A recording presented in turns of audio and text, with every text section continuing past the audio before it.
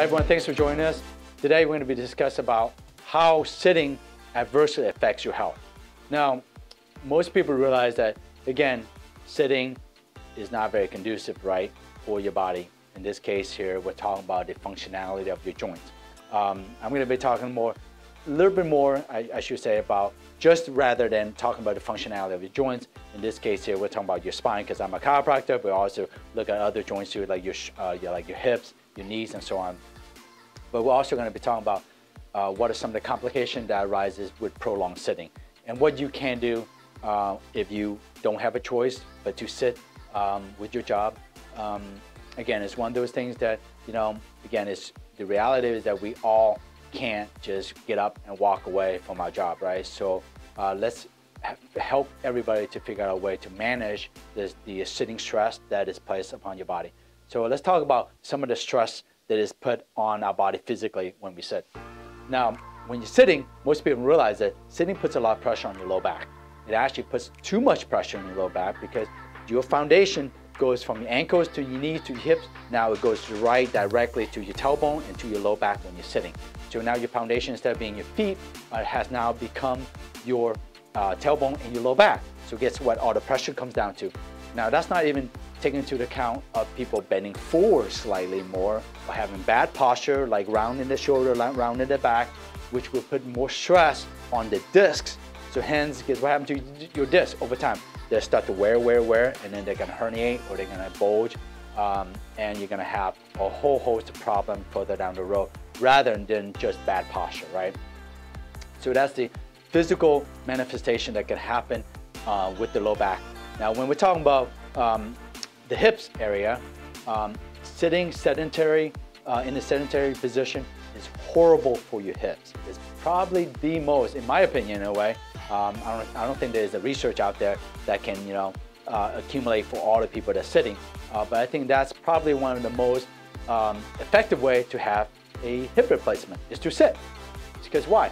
Your hips have become lazy, right? They have become non-functional or dysfunctional. When you get up, you're putting stress on them and they're not used to it because they've been lazy for 5, 6, or 7 hours a day. And when you're putting stress on them, guess what happens? You're putting stress and irritating the cartilage, so then hence they have inflammation.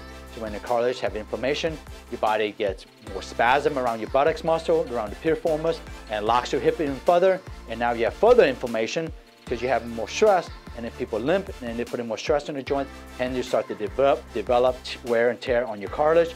So that leads to bad joint capsule in the joints, which will then lead to what? Arthritis. And hence, when you get arthritis bad enough, you start to have growing pain. And when you start to have growing pain, when you're walking and you have a lot of arthritis or degeneration in your hip, guess what your surgeon tells you? You need to have a hip replacement, probably now or within a very short time frame of 1 or 3 years. Okay, I see that a lot with my patients because I deal with 65-year-old patients, 75-year-old patients, 80-year-old patients, quite a few of them have hip replacement. Okay, so one of the first thing that we notice a lot about these patients is that the ones who are very, very active, yes, they might have some wear and tear in the hips, with the exception of the few, like your major league players or your pro basketball players or your major or your golf pro that are putting really extreme stress on the hips. Those are the exceptions. Most everybody are not the exceptions, right? Most everybody are layman's people that have hip replacement. That's not from a lot of repetitive professional or competitive athletes.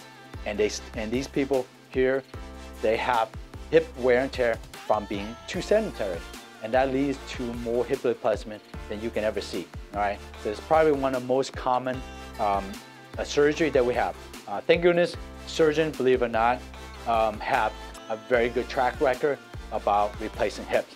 But I don't recommend, trashing your hips now at 35, right, or 45, so you can get a hip replacement, right? Let's save it because you're gonna be much more happier if you save it now by doing the proper things for it. So what are some of the proper things you can do for your low back and your hip from wearing out away from sitting? Every 30 minutes, 45 minutes, get up, walk around a little bit, just do a little stretch. One of my favorite stretch is the figure four stretch. Okay, all you do is you bend your knees. I'm sure you guys can see me or not, but we'll put a link on there on how to do a figure four stretch. But doing the figure four stretch, you can do it over a chair, you can do it while you're staying up. to put stress on your hip joint. That helps them to limber that up, get some blood flows in there, and walk around, throw something away in the garbage, get a little drink, whatever it is. Making excuses to get up for 30 seconds, a minute, two here and there. Change position. The key is get up, move, change position. That's gonna help you much more than what you actually realize by sitting there. You're sitting there for prolonged periods, all you're gonna do is use the same muscle, but in the same stress in the same area, and hence it's gonna create wear and tear on that particular joint. When it comes to the low back, one of the most simplest thing is to get up and do what I call a back extension, right? Just slowly bring this back. You don't have to go way back, just arch your back, get that curvature in your low back by arching your back more. It's kind of like doing the bridging while you're standing up, okay? So what that does is that it contracts the muscle in the back and it helps to bring blood flows into the area, loosen everything up on you, because especially when you're sitting hunched forward and rounded on the chair on the computer. So hopefully those things that you can do, just a little bit snippets in there, is gonna help to limber your low back, limber up your hips. Now on a visceral or for your overall health, right?